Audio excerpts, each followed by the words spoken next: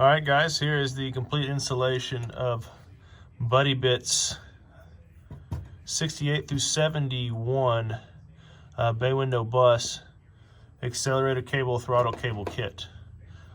This is the arm. There's a ball bearing in here that allows at the pit, so this assembly is nice and tight on the actual anchor point bracket from the floor pan. Nylon nuts, so you want to be able to move these washers. As you can see, the cable has movement, so you snug this up, and then per the directions, you back it out about a half turn. You want to have movement in the cable, that way it doesn't break your accelerated cable. Pretty straightforward installation. Of course, the rod comes through here. It comes with the rod that connects to the gas pedal. Bracket hardware, it's complete hardware. The spring here, you have to drill. The directions are kind of unclear. You actually see them online. It says to drill a 2mm hole.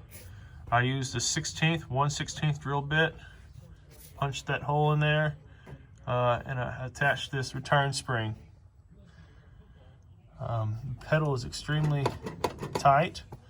To begin doing this, to remove the old one, of course, you're going to take your accelerator cable, disconnect that from the carb linkage, 8mm, loosen that up the way you can loosen your cable, remove it, have your original bracket. You're going to disconnect the accelerator cable, disconnect the top pivot from the gas pedal, slide this bracket out, remove the arm coming from your gas pedal since that assembly is complete.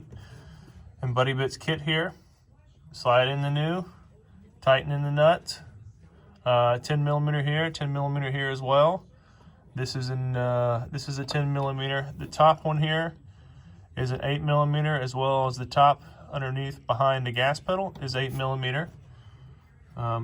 They supply you with a crafty little wrench here. I've been looking at these kits for a few years. I finally decided to pull the trigger on it.